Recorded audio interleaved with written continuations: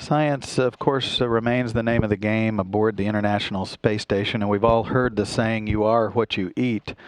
Well, there's several space station experiments that have looked into what crews are eating and how their diet may affect things such as bone loss, muscle loss, and also vision issues or problems. In order to do that, samples are collected on orbit of blood and urine periodically. When those are returned to Earth, those samples have to go someplace, and that place is where we find my colleague Lori Meggs, who visited one of our labs here at the Johnson Space Center to learn more about nutrition and biochemistry.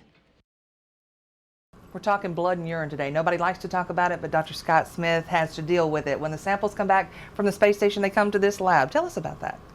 Well, we are the Nutritional Biochemistry Lab, and I usually like to draw the distinction that there's a food lab here at NASA that makes the food. We are not the food lab. We are the nutrition lab. And our job is to understand the nutritional requirements of the body and what the body needs, how much calcium, how much iron, how much zinc, how much protein. And the way we get at that is by looking at blood and urine samples. By collecting blood and urine, it can tell us what's going on in the body, what your bones are doing, what your muscles are doing, fuel homeostasis, lots of things come out of blood and urine. And there's a lot of things to learn from that, and the difference in microgravity as on Earth. Absolutely. So how do you do that? Well, a lot of the basic sample processing happens in this lab. When we collect samples on Earth, before and after flight, the crews will carry around a bag that has bottles in it for their urine. We'll go meet up with them and stick a needle in them and collect some blood. And that all comes back here for processing. When we collect urine and blood in flight, the blood collection is the same thing. Again, it's a needle, some tubes.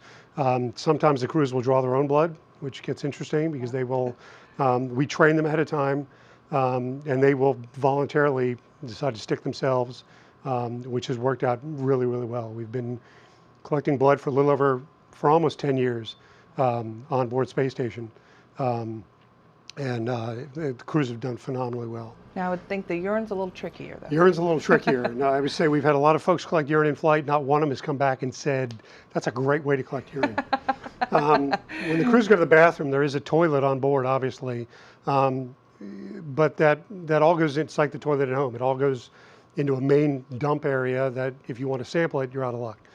So when we do experiments, what we have to do is the crew uses these devices. And this is what's called a urine collection device. It's just a plastic type bag. What happens is the crew will void into the bag. There's a chemical in the bag known as lithium chloride, which is just a chemical salt. And we add that lithium chloride, a small amount of it, to the bag before it flies. And why do you we do that in the lab 2 doors down. Well, what happens is we can't bring this whole bag back. So the crew will void into the bag.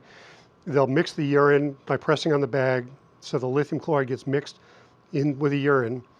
And then what happens is they'll take one of these syringes, and then out of the other end of the bag, they will take the lid off the syringe, pop it in this little rubber opening here, and will then withdraw a urine sample. And easy as that. Easy as that. And they'll put the cap back on here. This gets pulled out to the end, and then the white piece breaks off. And this syringe part is what goes in the freezer. And it'll stay in the freezer on board space station until there's a SpaceX vehicle coming home. Realize that when they void into this bag, typically they collect 3 of these syringes out of that bag, because this supports not only our experiment, but a number of other experiments. So we do take a little bit more out of each void. Okay, so let's talk about your experiments. You've finished a nutrition experiment. Yep. You've finished a Pro-K experiment. Tell us about that. And then the biochem, that's the big one that's going on. Indeed. Well, the nutrition study that we finished was literally simple. Let's collect blood and urine and see what happens during flight. That went very well, and what happened when that one ended is there was a decision to essentially continue that effort. And that's what the biochemical profile study is. And we're looking for that to give us a broad look at crew biochemistry that we can then relate to changes in diet, changes in exercise, changes in other countermeasures that we're testing on space station. So we provide information to the space station program and a lot of the other scientists that have studies going on station. So how does this all relate to us on Earth, though? Well, you know, it depends on each facet, but I would tell you that in my opinion, everything we do in space relates in one way or the other to what's happening on Earth. You mentioned the ProK study, which is a study we're looking at to modify the diet to help mitigate bone loss. And what we're specifically trying to do is to decrease the amount of animal protein people consume and increase the amount of fruits and vegetables people consume. And we think that by doing those two things, and that it's the ratio of those two things, that you'll lose less bone. So we fed the crews different diets, collected blood and urine, and are now looking at how the diet affected that metabolism. Now, that relates obviously to all of us here on Earth, and will help us better understand the relationship of diet with bone.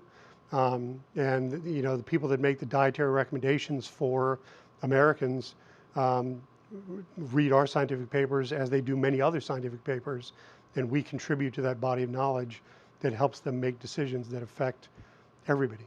I know you have a lot of samples to get to, so we're going to let you get to that, and I'm going to avoid that pool of urine and get out of here.